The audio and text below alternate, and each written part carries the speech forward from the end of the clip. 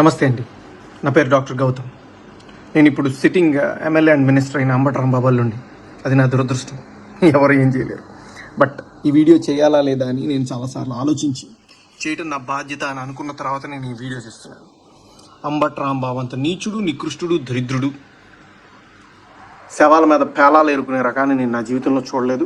రోజు పొద్దున్నే దండం పెట్టుకునేటప్పుడు ఇంతటి నీచుడిని ఇంకొకసారి నా లైఫ్లో ఇంట్రడ్యూస్ చేయకు స్వామి అని ఎప్పుడు కోరుకుంటూ దండం పెట్టుకుంటుంటా.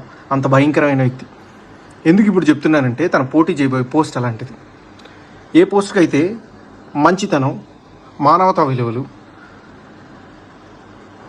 కనీసం బాధ్యత ఉండాలో వీటిల్లో అందరికీ 100% అందరికీ అన్నీ ఉండక్కర్లేదు.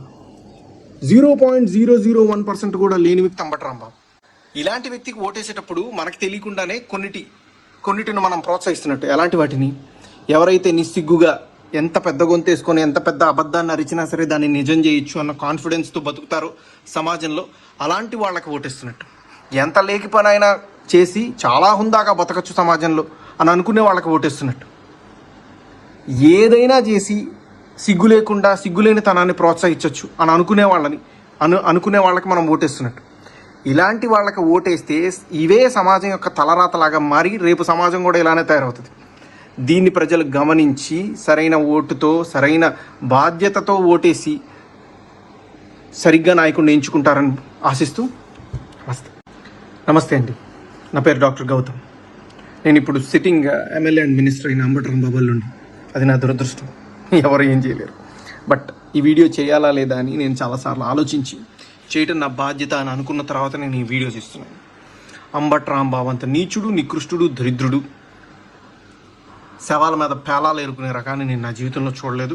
రోజు పొద్దున్నే దండం పెట్టుకునేటప్పుడు ఇంతటి నీచుడిని ఇంకొకసారి నా లైఫ్లో ఇంట్రడ్యూస్ చేయకు స్వామి అని ఎప్పుడు కోరుకుంటూ దండం పెట్టుకుంటుంటా. అంత భయంకరమైన వ్యక్తి. ఎందుకు ఇప్పుడు చెప్తున్నానంటే తన పోటీ చేయబోయే పోస్ట్ అలాంటిది. ఏ పోస్ట్కి అయితే మంచితనం, మానవతా విలువలు, కనీసం బాధ్యత ఉండాలో వీటిల్లో అందరికీ 100% అందరికీ అన్నీ ఉండక్కర్లేదు. 0.001% కూడా లేని వ్యక్తి అంబటి రాంబాబు. ఇలాంటి వ్యక్తికి ఓటేసేటప్పుడు మనకు తెలియకుండానే కొన్నిటిని మనం ప్రోత్సహిస్తున్నట్టు. ఎలాంటి వాటిని? ఎవరైతే నిస్సిగ్గుగా ఎంత పెద్ద గొంతేసుకొని ఎంత పెద్ద అబద్ధాన్ని అరిచినా సరే దాన్ని నిజం చేయొచ్చు అన్న కాన్ఫిడెన్స్తో బతుకుతారో సమాజంలో, అలాంటి వాళ్ళకి ఓటేస్తున్నట్టు.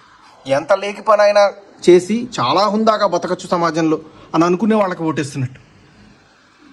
ఏదైనా చేసి సిగ్గు లేకుండా సిగ్గులేని తనాన్ని ప్రోత్సహించవచ్చు అని అనుకునే వాళ్ళకి మనం ఓటేస్తున్నట్టు.